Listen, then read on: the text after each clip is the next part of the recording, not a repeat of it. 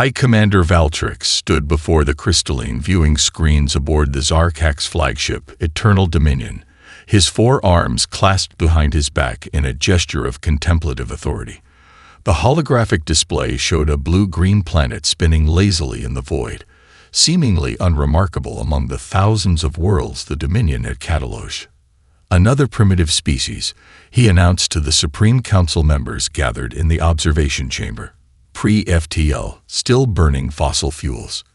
They haven't even established a proper lunar colony. The council members chittered in agreement, their scaled skin reflecting the soft ambient light of the chamber. All except one. Junior xenobiologist Ixel stood at his research station, mandibles twitching with barely concealed concern as he analyzed the streams of data flowing across his screens. High Commander, Ixel ventured, his voice carrying the harmonic undertones of youth and uncertainty. I've been studying their information networks, and there are concerning patterns. Valtrix turned, his primary eyes fixing on Ixel, while his secondary pair continued monitoring the tactical displays. Speak quickly, young one. The Conquest fleet awaits my command. Ixel transferred his findings to the main display. Images flickered across the crystal screens. Human warfare throughout the centuries, evolving from primitive projectile weapons to sophisticated guided missiles. They're advancing at an unprecedented rate. Look at their technological progression over just the past century. A mere blink in the cosmic scale, interrupted Council Elders Extra, her voice dripping with disdain. They still wage war with kinetic weapons and chemical explosives. That's just it, Ixel persisted, bringing up more data. Their conflicts. They're different from any species we've encountered. They adapt mid-battle. Their tactics evolve constantly, and their capacity for violence. Valtrix raised a hand, silencing the young xenobiologist. I have led 12 conquest campaigns, Youngling. 12 species now serve the Dominion, their worlds enriching our civilization. All demonstrated some form of warfare. All fell before our superior technology. The display shifted to show Earth's military bases scattered across continents. Ixel tried one last time. But High Commander, look at how they fight among themselves. Their guerrilla warfare tactics, their cyber capabilities, their ability to... Enough. Valtrix's secondary eyes narrowed. Your concern for primitive savages is noted, xenobiologist Ixel. But the Supreme Council has made its decision. The standard subjugation protocol will commence. Ixel fell silent, but his fingers moved quickly across his personal data tablet, downloading everything he could about human warfare. Something in their brutal efficiency, their constant innovation in the arts of war, stirred a deep unease in his core. The Conquest fleet assembled in high orbit around one of the gas giants in the system, cloaking fields rendering them invisible to Earth's primitive sensors. 500 ships, from mighty dreadnoughts to swift strike cruisers, standard protocol for subduing a pre-FTL civilization. Valtrix issued the final orders from his command throne. Initial strikes will target their primary military installations, show them the futility of resistance. Once their defensive capabilities are neutralized, we'll begin the standard occupation procedure. As the fleet moved into position, Ixel continued his research, his unease growing with each new discovery. He found records of human conflicts where superior forces were defeated by innovative tactics, histories of guerrilla warfare that defied conventional military doctrine, and most worryingly, evidence of humanity's incredible unity in the face of external threats. In his private research notes, Ixel wrote, "The Council sees their internal conflicts as a sign of primitiveness. I fear they've misinterpreted. These humans don't fight because they're primitive. They're advanced because they fight. Every conflict has pushed their innovation, their technology, their tactics. They've turned warfare into an art form, and we're about to give them access to technology centuries ahead of their current level. The Dominion believes we're about to conquer Earth. I suspect we're about to do something far more dangerous. We're going to teach them how to fight in space." The Conquest fleet accelerated toward Earth, their ion drives painting brilliant trails across the void. Valtrix watched from his command throne, already composing the victory announcement in his mind. 12 successful conquests had taught him that primitive species always followed the same pattern: initial resistance, swift defeat, acceptance of dominion rule. As the fleet entered the outer edges of Earth's solar system, Ixal made one final entry in his research log. The High Commander believes this will be conquest number 13. But I've studied their history, their warfare, their responses to existential threats, and I've come to a terrifying conclusion. We're not launching a conquest campaign. We're awakening something that will change the galaxy forever. And the Dominion may not survive what we're about to unleash. The invasion fleet crossed the orbit of Mars, their trajectory locked on Earth. The Eternal Dominion's weapon systems began their startup sequence, plasma cannons charging with familiar efficiency. In his private chamber, Ixal prepared a secured data cache, documenting everything he'd learned about humanity. He had a feeling this information would be crucial in the days to come. The fatal assumption had been made. The order had been given. The Zarkak's Dominion was about to learn why humanity's constant warfare wasn't a sign of primitiveness. It was preparation for this very moment. Lieutenant Commander Sarah Chen stood on the deck of the U.S. Gerald R. Ford, watching the sky turn purple with the rising sun. The carrier battle group had been at general quarters for 48 hours since the first alien signatures appeared on long-range radar. Unlike the movies, first contact hadn't started with diplomatic broadcasts or peaceful overtures, just silence and the steady approach of unknown vessels. "They're accelerating," announced the tactical officer, his voice tight with tension. Multiple contacts breaking formation, taking up attack vectors. Chen's SEAL team was already geared up, ready for any contingency. 20 years of special operations hadn't prepared her for aliens, but the fundamental principles remained the same: adapt, overcome, survive. The first attack came without warning. Brilliant beams of plasma carved through the morning sky, targeting military bases across the globe. The aliens clearly expected their energy weapons to slice through Earth's defenses like paper. Instead, they encountered the fruits of decades of Cold War preparation.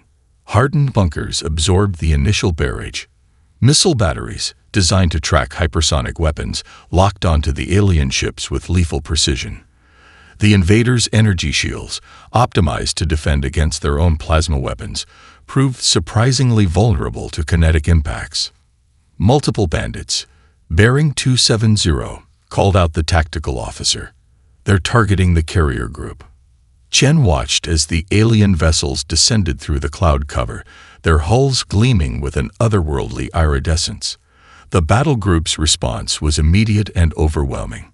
Standard missile loadouts, designed to saturate the most sophisticated human defenses, launched in coordinated salvos. The alien ships attempted evasive maneuvers, but they clearly never encountered anything like an Aegis combat system. Their shields flared brilliant blue as the first missile struck, then failed catastrophically under the barrage.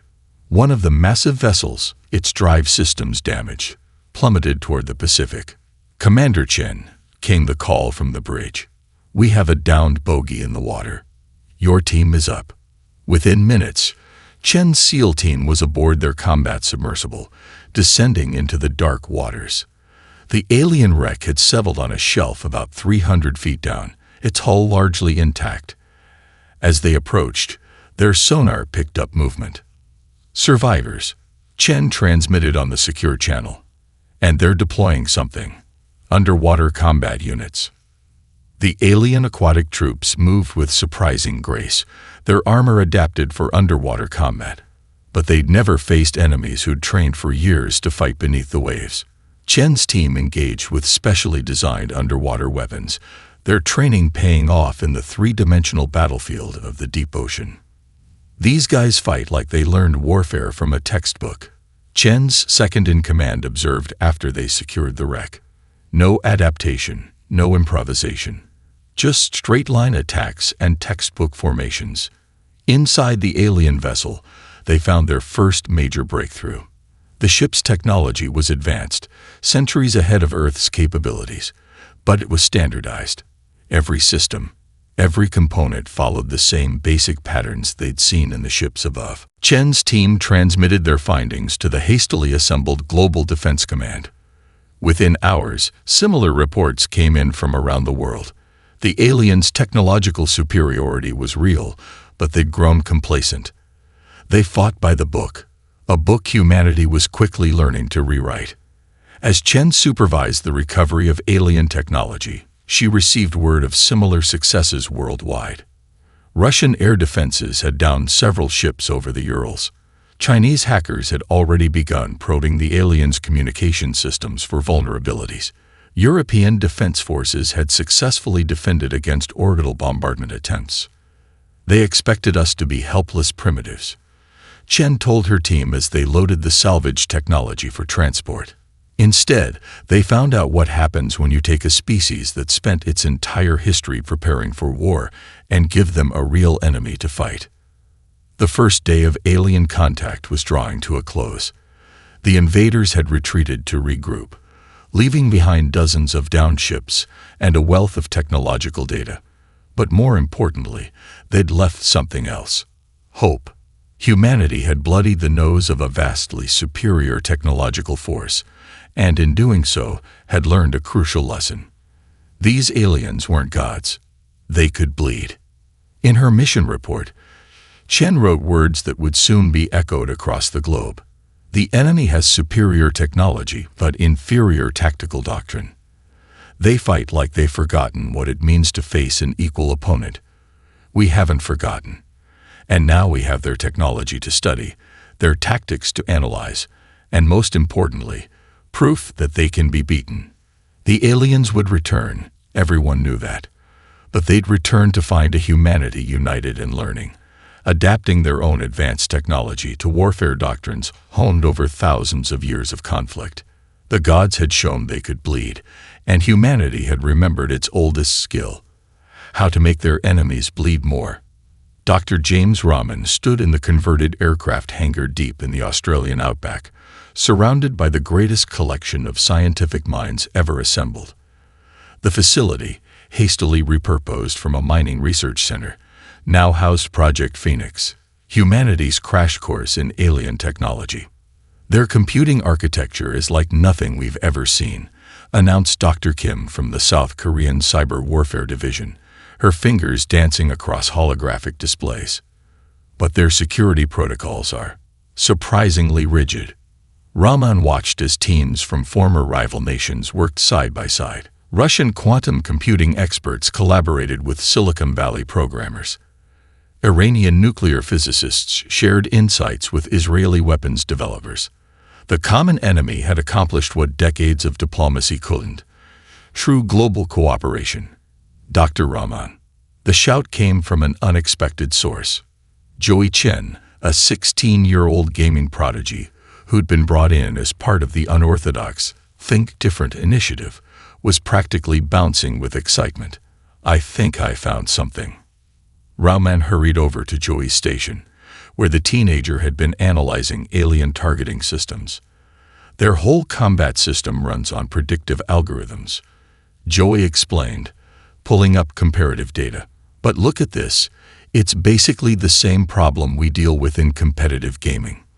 They're vulnerable to the same kind of system overload techniques we use to crash multiplayer servers." The revelation sparked a new avenue of research. While the aliens had superior technology, they'd optimized it for fighting predictable enemies. Their systems couldn't handle the chaos and unpredictability that humans had learned to master through centuries of warfare and, yes, competitive gaming. In another section of the facility, military strategists from a dozen nations analyzed combat footage from the first battles. "They fight like an army that's forgotten how to lose," observed General Martinez from Brazil. "Their tactics show no flexibility, no adaptation. They expect enemies to follow conventional responses." The breakthrough came 3 days after the initial attack. Dr. Rahman's team had successfully integrated human unpredictability into alien weapon systems. The result was devastating: hybrid weapons that combined Earth's martial innovations with alien technology. "They gave us the keys to the kingdom," Rahman told the Emergency United Earth Defense Council. Their standardized technology means every breakthrough we make can be applied across their entire military infrastructure. They built their empire on technological superiority, but they forgot the importance of innovation under fire. The aliens' second attack wave encountered defenses they never expected.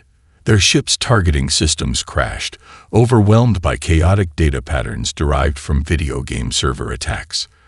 Their energy weapons found themselves outmaneuvered by hybrid missiles that combined alien propulsion with human guidance systems. But the greatest surprise came from the psychological front. The aliens couldn't comprehend how quickly humanity had adapted their technology. Every defeat, every downed ship, every failed attack produced new data that Earth's scientists rapidly converted into countermeasures. "We're not just fighting them," Rahman explained to the Council. "We're evolving faster than they can adapt." Their technology took centuries to develop, but they stopped innovating once they achieved superiority. We're compressing centuries of their technological development into days, and we're improving it as we go. The facility's successes sparked similar operations worldwide.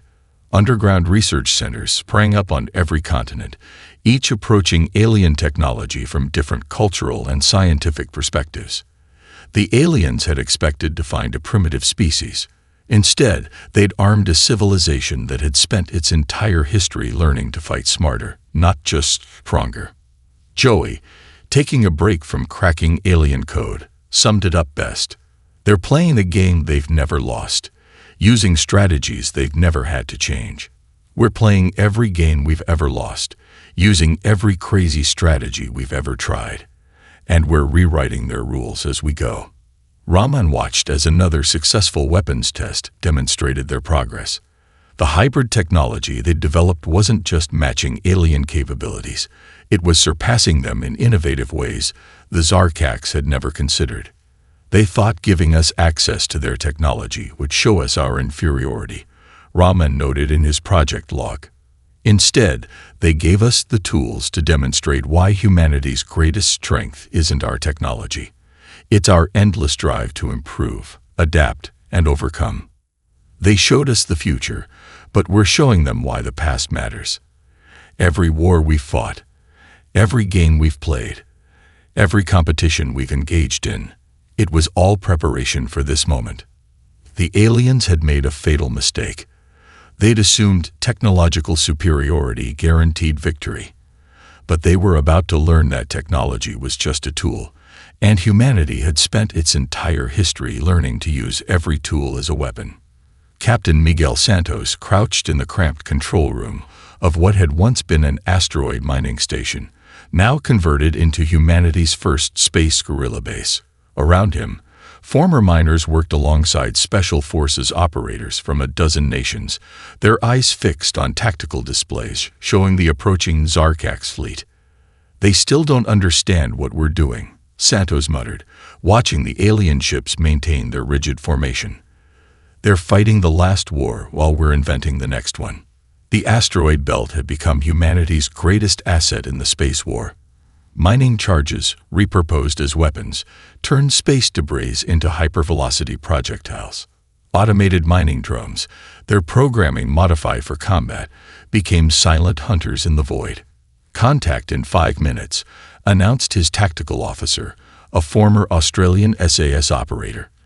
"They're following the exact same patrol route as last time." Santos smiled grimly. Before the invasion, he'd spent 20 years teaching guerrilla warfare tactics to special forces units worldwide. Now, those same principles were being applied to space combat, with devastating effect. "Remember," he transmitted to his scattered teams, "we're not here to fight fair. We're here to make them bleed." The trap was sprung with surgical precision. Mining charges detonated in carefully calculated sequences, turning the asteroid field into a lethal shrapnel storm. The Zarkax ships, their shields optimized for energy weapons, found themselves torn apart by clouds of hypervelocity rocks. "They're breaking formation," someone called out. "Counter-attack pattern detected." But Santos' forces were already gone, their modified mining ships disappearing into the debris field. The Zarkax, following their standard combat doctrine, began a systematic sweep of the sector. They never found their attackers, who had already relocated to another ambush position. During a prisoner interrogation, a captured Zarkax officer had asked Santos why humans didn't follow proper combat protocols. His answer became legendary among Earth's defense forces. In space, everyone fights like pirates. The guerrilla campaign transformed the asteroid belt into a nightmare for the alien fleet. Every routine patrol risked ambush. Every standard formation became a target. The Zarkax, accustomed to formal space battles with clear rules of engagement, couldn't adapt to an enemy that refused to fight by their conventions. They'd forgotten the most basic rule of warfare, Santos explained to his teams during a strategy session. The enemy always gets a vote. They spent centuries fighting species that followed their rules. We're teaching them what happens when they face an enemy that writes its own playbook. The turning point came when the Zarkax attempted to bypass the asteroid belt entirely. Santos had anticipated this, having studied their tactical doctrines. His forces had already seeded the safe routes with dormant mines and automated hunter-killer drones. The beauty of it, he told his second-in-command, is that they can't adapt without admitting their entire military doctrine is flawed. Their hierarchy won't accept that kind of change quickly enough to matter. The Space Wolves, as Santos's forces became known, developed new tactics daily. They used the electromagnetic properties of asteroids to mask their signatures. They turned mining laser arrays into improvised point defense systems. Every tool of peaceful space industry became a weapon in their hands. A month into the guerrilla campaign, Santos received intelligence that the Zarkax had designated the asteroid belt as a strategic impossibility, a zone that couldn't be secured through conventional means. It was the first time in their military history that they'd been forced to admit defeat in controlling territory. They still don't understand, Santos wrote in his tactical analysis. We're not trying to control the asteroid belt. We're teaching them to fear it. Every shadow could hide a hunter. Every piece of debris could be a weapon. We're not just fighting a war. We're waging psychological warfare on a species that's forgotten how to be afraid. The success of the Space Wolves inspired similar operations throughout the solar system. Earth's forces began applying guerrilla tactics to orbital warfare, planetary defense, and even ship-to-ship combat. The Zarkax found themselves facing an enemy that refused to be predictable, refused to fight conventionally, and seemed to take perverse joy in turning their own tactical doctrine against them. In the end, Santos told his teams after another successful ambush, they'll learn what every invader throughout human history has learned. It's not about who has the better weapons or the bigger ships. It's about who's willing to do whatever it takes to win.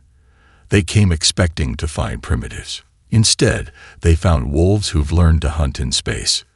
The asteroid belt became known as the graveyard among Zarkax forces. But for humanity, it became something else. Proof that determination and adaptability could overcome any technological advantage. The Space Wolves had shown that humanity's fighting spirit couldn't be contained by conventional warfare doctrine, not even in the cold void of space. Lai Wei's fingers danced across holographic keyboards in Shanghai's cybersecurity command center, her eyes reflecting streams of alien code. What had started as a desperate defense against orbital bombardment had evolved into something far more ambitious. Operation Trojan. It's beautiful, in a way, she told her international team of hackers. They built their entire empire on standardization. Every ship, every system, using identical protocols. They thought it was efficient. A thin smile crossed her face. They're about to learn why that was a mistake. The breakthrough had come from an unlikely source. A teenage hacker from Estonia had noticed that captured Zarkax ships all used the same encryption keys, updated on a predictable schedule. It was like finding out that every bank in the world used the same password. They never expected anyone to crack their systems, said Dr. Hassan from Egypt's cyber warfare division. They've been technologically superior for so long, they forgot the basics of security. The joint operation had brought together the world's best hackers, both legal and former black hats. Chinese cyber specialists worked alongside American NSA veterans. Russian cyber warfare experts shared techniques with European security researchers. The common enemy had erased old rivalries. "Look at this," Lai Wei called out, highlighting a section of code. "Their whole command and control structure runs through standardized protocols. If we can inject our virus into one ship, it could spread to their entire fleet," finished Commander Park from South Korea. "But we'd need a way to get past their initial defenses." That's when Ixel, the defected Zarkax xenobiologist, provided the key. The Dominion values efficiency above all. Every ship receives automatic updates through quantum entanglement channels. If you can disguise your code as a standard update. The plan was audacious. They would need to compromise a Zarkax vessel, modify its update protocols, and use it to distribute their virus throughout the fleet. It was precisely the kind of operation that the Zarkax, with their rigid thinking, would never expect. The first test came during a major space battle near Mars orbit. A compromised Zarkax cruiser, captured during an earlier engagement, broadcast the modified update signal. The effect was immediate and devastating. Ship after ship suddenly lost control of their weapon systems. Targeting computers redirected fire at their own allies. Communication systems broadcast tactical data on open channels. The proud Zarkax fleet, which had conquered 12 species through technological superiority, was being undone by what they considered primitive human cyber warfare. "They're trying to isolate their systems," reported a NATO cyber warfare specialist. "But they can't. Their whole infrastructure is built on interconnection. They'd have to rebuild their entire command and control structure from scratch." Lai Wei watched through satellite feeds as the battle unfolded. Half the Zarkax fleet turned their weapons on the other half, their crews helpless to prevent it. Ships that tried to retreat found their navigation systems compromised, their engines responding to commands from Earth's cyber warfare center. "This is why you never make your systems totally automated," she commented, watching the Zarkax dreadnought fire on its own flagship. They automated everything because they thought their systems were impenetrable. They never considered that perfect standardization means a single vulnerability becomes universal. The virus, dubbed "Humanity's Revenge" by the media, spread through the Zarkax fleet like a digital plague. Ships that hadn't been directly affected had to be shut down to prevent infection, leaving them vulnerable to conventional attacks. The mighty invasion fleet was being defeated not by superior firepower, but by human ingenuity and the aliens' own overconfidence. Ixel, watching the chaos unfold, seemed both horrified and impressed. The Dominion always believed that technological superiority guaranteed victory. They never understood that technology is just a tool. What matters is how you use it. In the aftermath of what became known as the digital apocalypse, Lai Wei submitted a report to the United Earth Defense Council. The enemy's greatest strength became their greatest weakness. They built an empire on technological standardization, never imagining that a primitive species could turn their entire infrastructure against them. They forgot the most basic rule of warfare: never underestimate your enemy's ability to innovate. The Zarkax would eventually recover from Operation Trojan, but the damage was done. Their aura of invincibility was shattered. More importantly, humanity had proven that even the most advanced technology could be defeated by creative thinking and adaptability. They thought their technology made them gods, Lai Wei told her team as they monitored the virus's spread. "We just showed them that even gods can be hacked." The digital apocalypse had demonstrated a fundamental truth. In the age of information warfare, the ability to adapt and innovate was more powerful than any weapon system. High Commander Valtrix stood before the Supreme Council, his proud posture gone, his secondary eyes fixed on the floor in shame. The holographic displays around him showed scenes of unprecedented disaster. Zarkax ships firing on each other, human forces using captured technology in ways that defied military doctrine, and worst of all, the growing list of defeated battle groups. "Impossible," muttered Elder Zextra, her scales pale with shock. They were primitives. Pre-FTL savages. How could they? Because we made a fundamental mistake, interrupted Ixel's replacement, senior xenobiologist Kravax. We thought their constant warfare was a sign of primitiveness. Instead, it was preparation. Every conflict taught them something new. Every war pushed their innovation. We didn't find a primitive species. We found one that had spent its entire history learning to fight. The tactical displays told a horrifying story. Human forces weren't just fighting back. They were evolving at an impossible rate. Every defeated Earth force spawned two more with improved tactics. Destroyed facilities relocated underground, emerging stronger. They were adapting alien technology in ways the Zarkax had never imagined. Look at this, Kravax continued, highlighting footage from recent battles. They've turned our terraforming tools into weapons.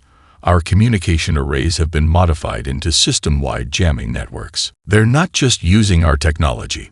They're reimagining its very purpose.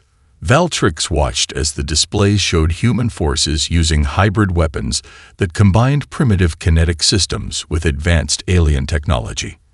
They'd taken the Zarkax's greatest strengths and turned them into weaknesses. The standardization that made our empire efficient has become our greatest vulnerability, the High Commander admitted. They exploit it at every turn. Our ships can't adapt fast enough to counter their innovations. The council chamber fell silent as they watched footage from the asteroid belt. Human guerrilla forces had turned the region into a killing ground, using mining equipment as weapons in ways that defied conventional space combat doctrine. The proud Zarkax fleet, undefeated for centuries, was being humbled by what they had dismissed as primitives. We thought we were gods, Valtrix said quietly. We forgot that gods can fall. Every species we conquered fought the same way, used the same tactics. The humans, they fight like demons.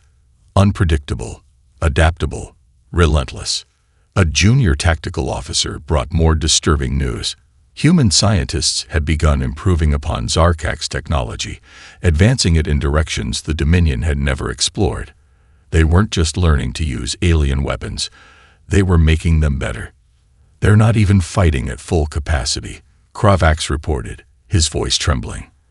Our intelligence suggests they're holding back their most devastating weapons, something called planet killers. They refuse to use them because they want to preserve worlds for colonization. They're thinking beyond the war while they're fighting it. The Supreme Council watched in horror as human forces demonstrated warfare techniques that broke every convention of combat. They combined primitive nuclear weapons with advanced propulsion systems to create devastating new armaments. Their cyber warfare turned the Dominion's own ships against each other. We didn't just wake a sleeping giant, Valtrix realized. We created something unprecedented in the galaxy. A species that combines primitive survival instincts with advanced technology. They have our scientific knowledge now, but they wield it with a savagery and creativity we lost centuries ago.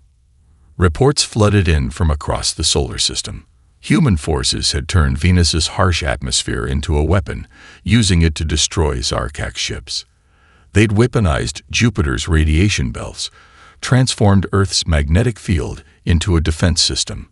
Every aspect of their solar system had become a tool in their arsenal. They're not just fighting us, Kravax observed.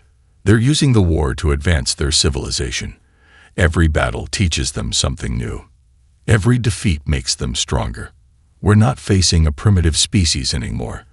We're facing something that evolves faster than we can adapt. The council chamber erupted in debate. Some called for full retreat. Others demanded the use of forbidden weapons. But deep down, they all recognized a terrible truth. They had created their own worst nightmare. In our arrogance, Valtrix wrote in his personal log, we gave advanced technology to a species that had spent its entire history learning to turn everything into a weapon. We thought we were gods descending from the heavens to conquer primitives. Instead, we became teachers, showing them exactly how to defeat us, and they are proving to be terrifyingly quick learners. The monster they had created was now loose in the galaxy, and the Zarkax Dominion, For the first time in its long history, new fear. Admiral Sarah Chen stood on the bridge of the ESS Humanity's Pride, Earth's first FTL-capable warship. Built using captured Zarkax technology and human innovation, it represented everything the aliens had feared. The perfect fusion of advanced science and humanity's martial creativity. All battle groups report ready, her tactical officer announced. Operation Wolfpack is go. Earth's counter-offensive was about to begin. The combined fleets of humanity, using ships that merged alien tech with human ingenuity, prepared to take the fight to Zarkax space. It was a moment that would reshape galactic history. Remember, Chen transmitted to her fleet, "We're not just fighting for Earth anymore. We're fighting for every species they conquered." Show them why picking a fight with humanity was their biggest mistake. The human fleet emerged from FTL near the first Zarkax colony world. Their ships, unlike the standardized Zarkax vessels, displayed a variety of designs and capabilities. Each nation had contributed its own innovations, creating a force that was as diverse as humanity itself. Multiple enemy contacts, reported the sensor officer. They're forming up in standard defensive formations. Chen smiled grimly. Standard, that's their problem. They never learn to improvise. She opened a channel to her battle groups. Execute Operation Wolfpack. Hunt them down. The battle that followed would be studied in military academies for centuries to come. Human ships, combining alien FTL drives with primitive nuclear weapons, created devastating, faster-than-light kinetic bombs. Guerrilla warfare tactics, perfected in the asteroid belt, were applied to interstellar combat with shocking effectiveness. They're trying to adapt, her XO noted, watching the Zarkax fleet attempt new formations. Too little, too late. The human fleet moved like predators, not soldiers. Ships attacked in unpredictable patterns, using tactics that defied conventional space combat doctrine. The Zarkax, trained to fight set-piece battles, found themselves facing an enemy that refused to play by their rules. Multiple Zarkax vessels attempting to retreat, reported tactical. Their coordination is breaking down. Chen watched as her forces systematically dismantled the alien defenses. Hybrid weapons, combining human creativity with alien technology, proved devastatingly effective. The Zarkax found their own technological advantages turned against them in ways they'd never imagined. Incoming transmission. Communications announced. From the colony. They're asking for terms of surrender. The bridge fell silent. This was the first Zarkax colony to ever surrender to an enemy force. The implications were staggering. Accept their surrender, Chen ordered. And remind all forces, we're not here for revenge. We're here to liberate. As human forces secured the colony, they discovered something unexpected. The conquered species living under Zarkax rule weren't rising up in rebellion. They were watching in awe. Humanity wasn't just defeating the Zarkax. They were demonstrating a completely new way of thinking about warfare and technology. Look at this, her science officer reported, analyzing data from the colony. The Zarkax didn't just conquer these species, they stifled their innovation, forced them to adopt standardized technology, made them forget how to think creatively. Chen understood then that this wasn't just a war of liberation. It was a wake-up call for the galaxy. Humanity wasn't just proving they could fight. They were showing that technological superiority meant nothing without the creativity to use it effectively. Send word to Earth, she ordered. The colony is secured, and tell them what we found. The Zarkax didn't just create an enemy when they attacked us. They created a revolution. The counteroffensive continued, system by system. Each battle demonstrated new innovations, new combinations of human tactics and alien technology. The Zarkax found themselves facing an enemy that learned from every engagement, that turned their own weapons and tactics against them. They called us primitives, Chen told her crew after another victory. They thought our constant conflicts made us savage. They never understood that those conflicts forced us to innovate, to adapt, to overcome. Every war we fought taught us something. Every battle made us stronger. And now we're teaching the galaxy what we learned. In her personal log, Chen wrote words that would later be inscribed on monuments across a dozen worlds. The Zarkax thought they were gods, descending from the heavens to conquer primitives. Instead, they became our teachers, showing us exactly how to defeat them. And now the hunters have become the hunted, facing an enemy that combines their technology with something they forgot centuries ago. The warrior spirit that drives us to never stop fighting, never stop innovating, never stop pushing forward. They wanted to conquer humanity. Instead, they unleashed us on the galaxy. The liberation of Zarkax space had begun, and with it, a new chapter in galactic history was being written. One where humanity would teach the stars why you should never underestimate a species that had spent its entire history preparing for this moment. The Zarkax homeworld hung like a jewel in space, its crystalline cities reflecting the light of its twin suns. Before it, the combined fleet of humanity waited, not in the rigid formations favored by the Dominion, but in a fluid, ever-changing pattern that reflected their adaptable nature. In the halls of the Supreme Council, High Commander Valtrix faced a reality no Zarkax had ever imagined. Defeat. Not just defeat, but total military and technological superiority by a species they had dismissed as primitive barely a year ago. "The humans request our surrender," he announced to the council, his voice heavy with the weight of history. "They have." Interesting terms. The human delegation entered the chamber, led by familiar faces: Dr. James Rahman, Captain Miguel Santos, and Admiral Sarah Chen, the architects of humanity's victory. But what surprised the council most was their fourth member, Ixel, the former xenobiologist who had first warned them about humanity's potential. "Your empire spans 12 subjugated species across 3 spiral arms," Chen began, her voice carrying through the chamber. "You built it on technological superiority and the assumption that advanced civilization meant following your rigid patterns of thought." Rahman stepped forward, activating a holographic display. "We've analyzed your technology thoroughly. Impressive, but stagnant. You stopped innovating centuries ago, believing you'd reached the peak of development. That was your first mistake." The council watched as the display showed human innovations, ways they'd improved upon Zarkax technology, combined it with their own primitive weapons, created entirely new fields of combat science. "Your second mistake," Santos continued, "was assuming that our constant warfare was a sign of primitiveness. You never understood that each conflict taught us something new. Every war forced us to innovate, to adapt, to overcome." Valtrix's secondary eyes narrowed. "And yet you offer terms, instead of destruction. Why?" Chen's response shocked the council.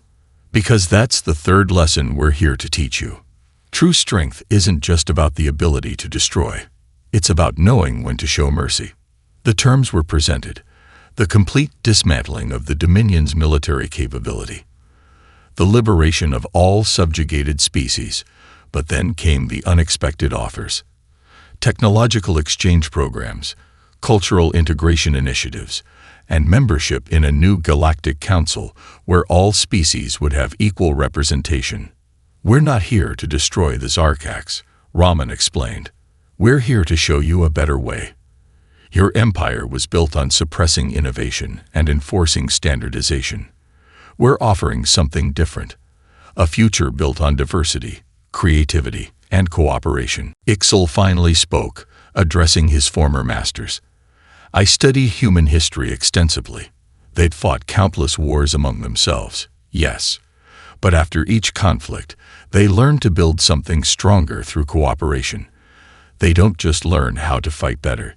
They learn how to build better." The council chamber erupted in debate. Some called for fighting to the last chip, clinging to their belief in Zarkax superiority. Others saw the wisdom in the human terms, recognizing that they offered a path forward rather than extinction. "Consider this," Chen added, silencing the chamber. "In 1 year, we went from a pre-FTL civilization to defeating your empire. Imagine what we could accomplish together instead of as enemies." The display shifted to show the liberated colonies. Instead of chaos, they showed signs of rapid advancement. Freed from Zarkak standardization, the subject species were already beginning to innovate, combining their own cultural knowledge with human-modified technology. Your empire was built on the assumption that there was only one right way to advance, Santos observed. We're showing you 12 different species, each finding their own path forward. That's real strength, not uniformity, but diversity. Valtrix stood, his posture reflecting both defeat and dawning understanding.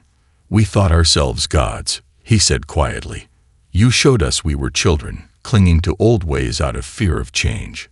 The surrender was signed not in the traditional Zarkax manner, but in a new way that reflected the changed reality. Each council member had to physically write their name, a human tradition that emphasized personal responsibility and commitment. The price of pride, Valtrix noted as he signed, is learning humility. But perhaps that price brings its own rewards. In the years that followed, the galaxy would transform.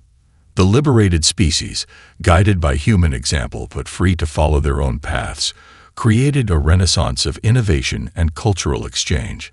The Zarkax, freed from their self-imposed rigidity, rediscovered their own capacity for creativity. We came to this galaxy as conquerors, Ixal would later write in his memoirs. Instead, we found teachers. The humans showed us that true civilization isn't about enforcing order. It's about embracing chaos and learning to dance with it. They taught us that the universe isn't about finding one right way to do things. It's about discovering millions of different ways, each valuable in its own right. The final line of the surrender document, proposed by humanity and accepted by all, became the founding principle of the new Galactic Council. Progress comes not from perfecting one way of thinking, but from embracing all ways of thinking. The future belongs not to those who enforce uniformity, but to those who celebrate diversity. The Zarkax had initiated hostilities against what they thought was a primitive species. Instead, they had awakened humanity's potential, and in doing so, transformed themselves and the galaxy. The price of their pride had been their empire, but the reward was becoming part of something far greater than they had ever imagined.